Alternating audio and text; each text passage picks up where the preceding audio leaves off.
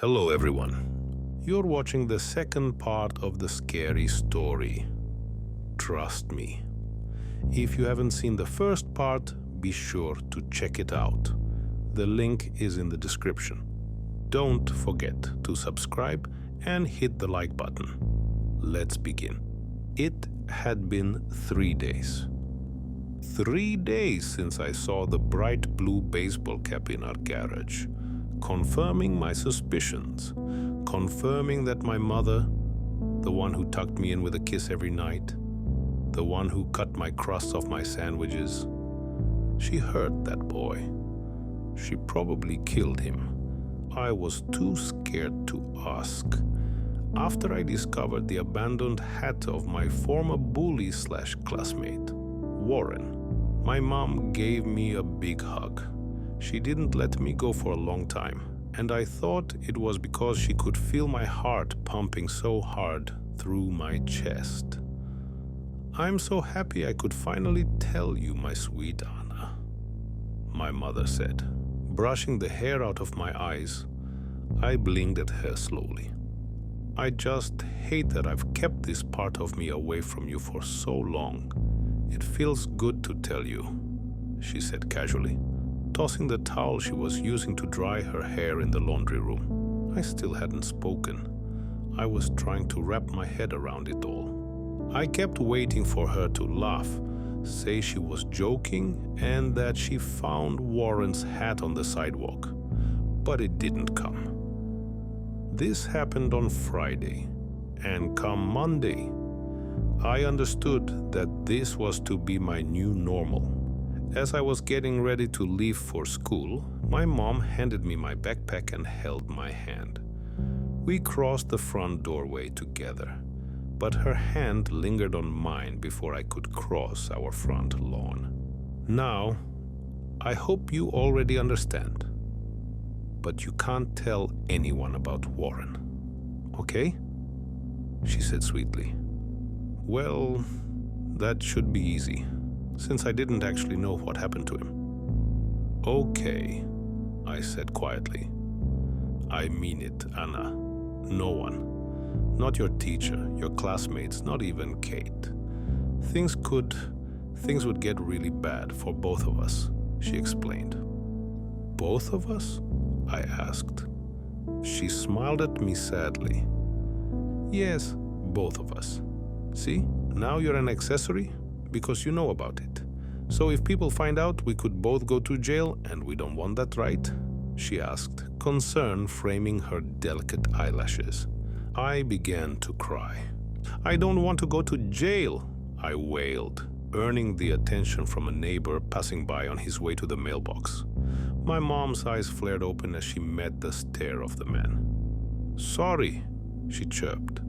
"I told her I would tell the police if she didn't clean her room. Kids." She forced out a loud laugh, and the man smiled and waved his hand at us. She waited until he was out of earshot before she leaned close to my ear. Her presence felt like ice on my skin. "Anna, do not do that again. Do you understand?" she seethed, squeezing my hand tightly. Pain began to shoot up my wrist, so I nodded quickly. "Yes, Mommy," I quivered. Her grip relaxed. "Good, my sweet girl. I'll see you after school. Have a good day." She kissed me on the head and leaned against the front doorway, watching me walk to the bus stop. I walked robotically. My mind was occupied with what my mother could have done to Warren, and what else she was capable of. When I turned the corner for the stop, I am greeted with rainbow nails and shiny bracelets clinking together. "Anna banana," Kate hollered and raced to me. Her arms enveloped me in a hug, and she was already babbling about everything she watched on TV while she was sick. She was rambling about a TV detective named Olivia Benson when she noticed I hadn't said anything. "Anna, what's wrong?" she asked, tilting her head to the side. I started to cry for the second time that morning. Big sobs escaped me as I put my hands over my face to mask the sound I was making. "Anna!" Kate whisper-shouted before holding me close to her. But I was crying so hard I couldn't get a word out. "Anna, it's going to be okay." "Should I call your mom?" she asked. "No," I sobbed, causing her eyes to widen. She looked at me puzzled. I couldn't lie to her. "I need to talk to your mom," I said, hiccuping on my last few tears. Kate nodded slowly. "Okay, let's go," she said calmly. We turned down the other way from where I came from and walked towards her house. We didn't say anything to each other, but Kate held my hand the whole way there. When we got to Kate's house, she pushed open the door and called for her mom right away. From the kitchen, her mom's head poked out, her face laced with confusion. "Girls, what's going on?" she asked us. "Anna said she needed to talk to you," Kate said, all her usual confidence gone. Once her mom's eyes settled on my face, she rushed to me in a hug. "Anna, what's the matter?" she asked kindly. I was quiet for a second, rubbing tears out of my eyes, and I looked at Kate's terrified face. Her mom caught on immediately. "Kate, can you go to the kitchen and get Anna a glass of juice?" she said, turning to her daughter. Kate nodded quickly and bolted out of the foyer. Her mom leaned in closer to me. "What's wrong, sweetheart?" she whispered. I stammered. Kate's mom just patiently waited for me to gather my courage.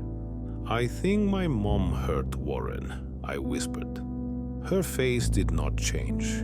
She didn't seem surprised at all. "Why do you think that?" she asked.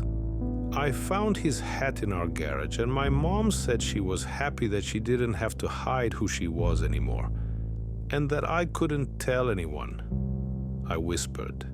Her face still didn't change. "But she said if I told anyone that I was accessoried and that I would go to jail too because I knew."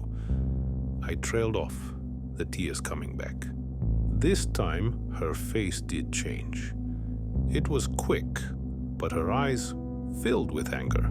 Just then, Kate returned with a cup of orange juice. "Here you go, Anna. I brought you some tissues too," Kate said, holding out crumbled tissues to me. "Let's go watch a DVD, girls, Kate. Let Anna choose," her mom said calmly. "What about school?" I asked.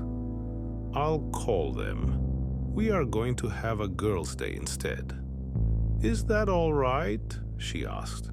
"Yeah, I'm never going back," Kate cheered as she brought out every Barbie DVD she could find. "We'll see about that, Catherine," her mom said as she walked to the front door and flipped all 3 of the locks on it. She crossed back into the living room and picked up the house phone. "I'm going to go into my office and call the school to let them know. I'll be right back.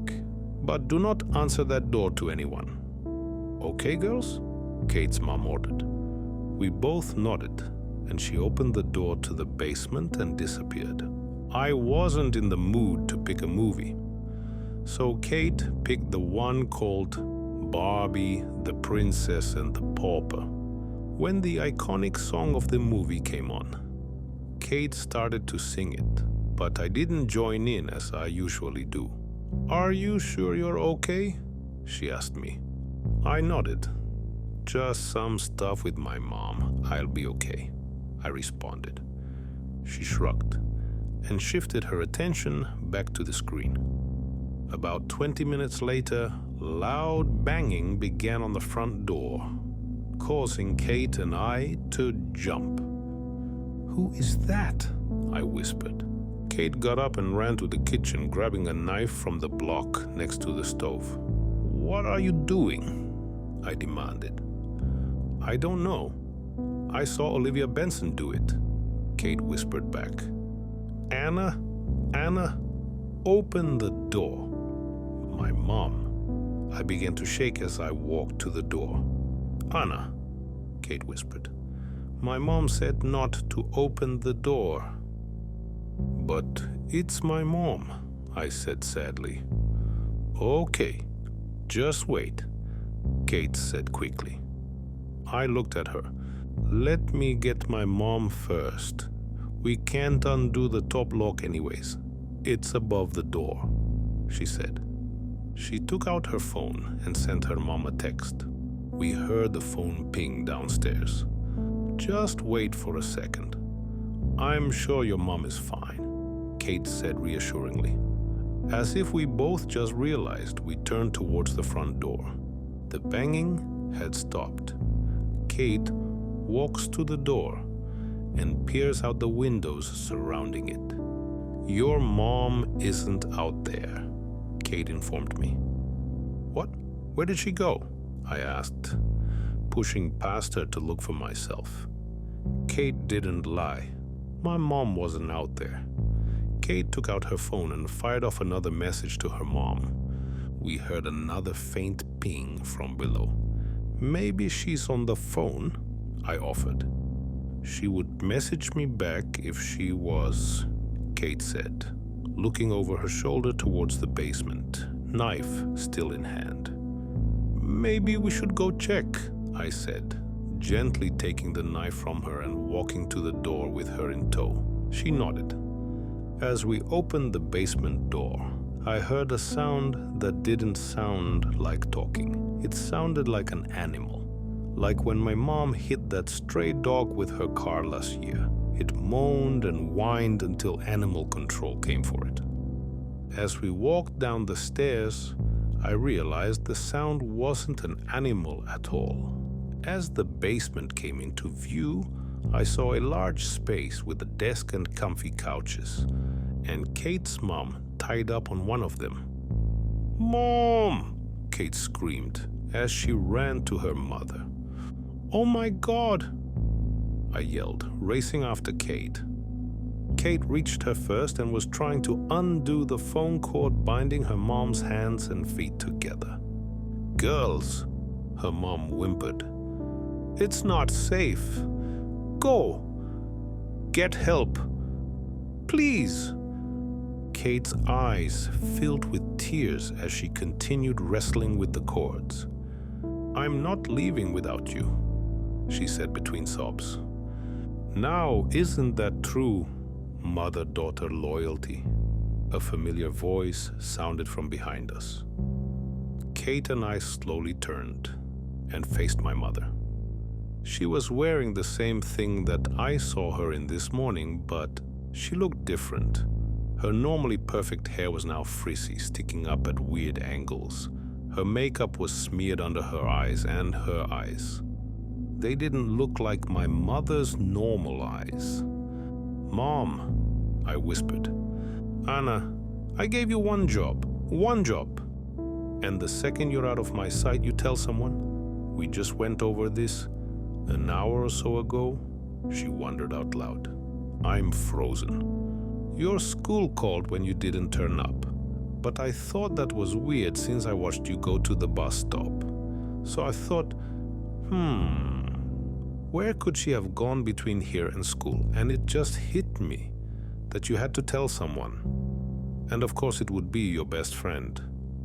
She rambled, laughing maniacally and pacing the basement. Kate looked at me out of the corner of her eye, and when her mom groaned again, she moved to be beside her. "So I get here, and you don't open the door, right? Is that right, Anna? You didn't open the door for your own mother?" she asked, stepping closer to me. I nodded, shaking. "So," I reached into my brain and tried to remember, and I remembered. "The first night I came to get you, another time you betrayed me, Kate's mom mentioned that she had a side door to see patients out of. Which is a great idea. Keep the crazies down low and away from your daughter, right? You never know. What could happen? My mother screeches towards Kate's mom. I feel like I'm not breathing.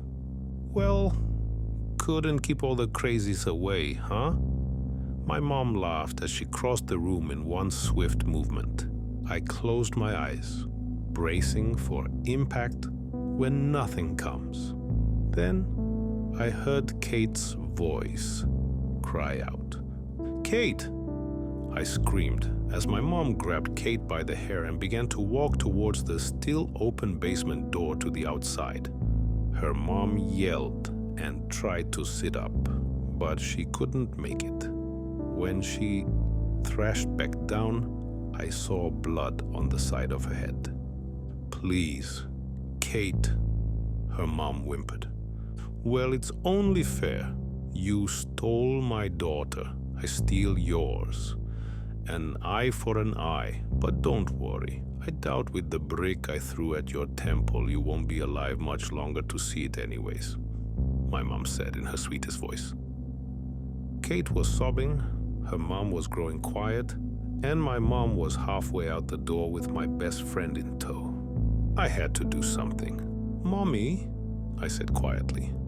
My mom froze but didn't turn to me.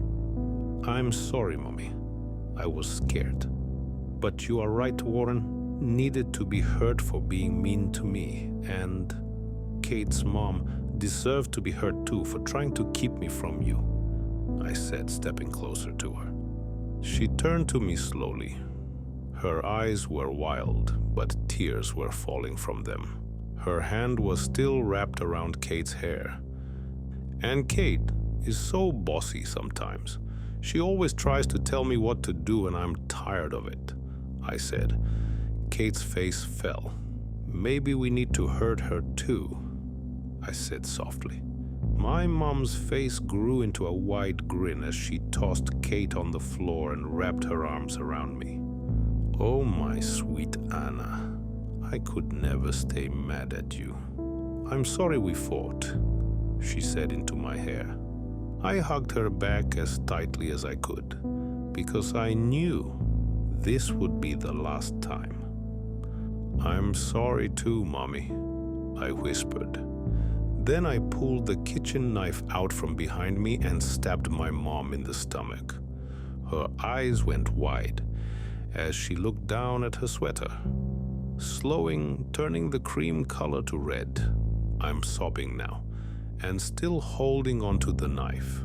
She looked back up at me, and her mouth opened like she wanted to say something, but nothing came out. "I love you, Mommy. I love you, Mommy. I love you, Mommy. I love you, Mommy," I whispered, until she collapsed on the floor. I couldn't stop the crying as I picked up Kate's discarded cell phone and made my own call. 911. "Where is your emergency?" 10 years later. "Don't wait up," I called through the apartment as I grabbed my phone and keys.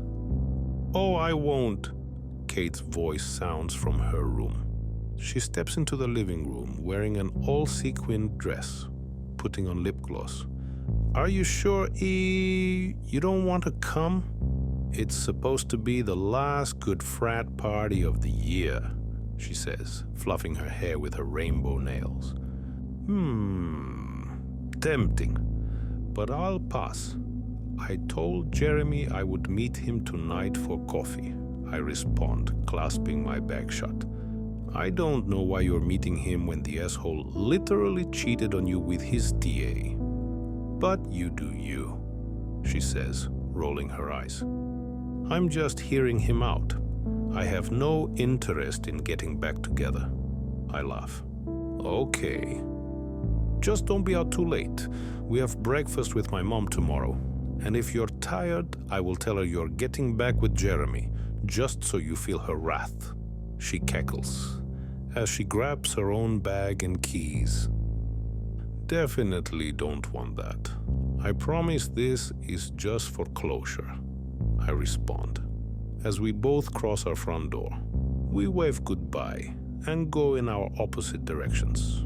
Kate always to the next party, me to the coffee shop down the street. After everything went down with my mother 10 years ago, Kate's mom survived her head injury and took me in. She was in the hospital for a few months and even wrote a book on her experience, making it a bestseller.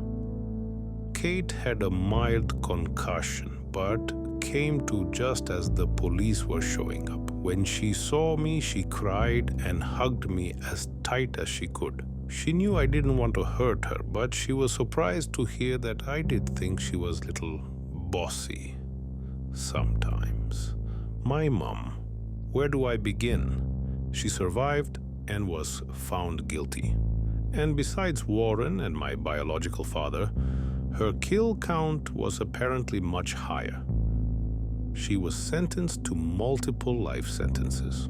Kate's mom asked if I wanted to go to her trial or to see her in prison, and I always politely declined.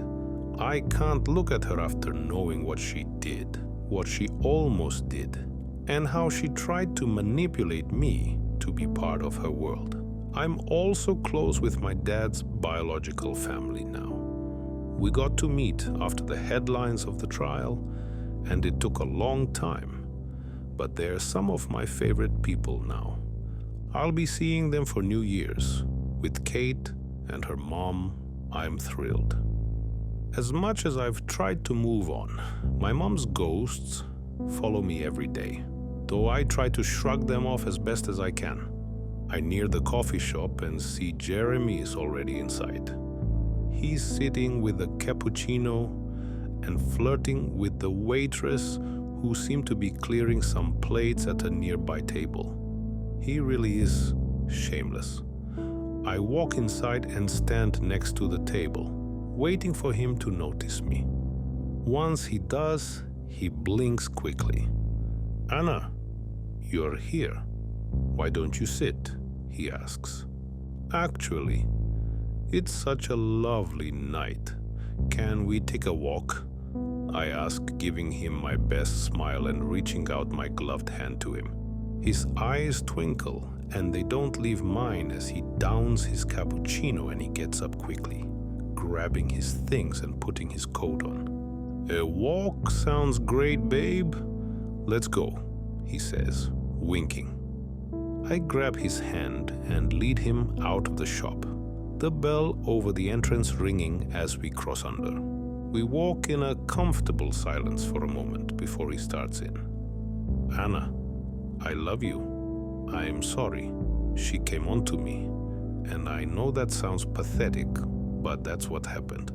The whole time I was wishing it was you, and the second time I was literally pretending she was you. I know.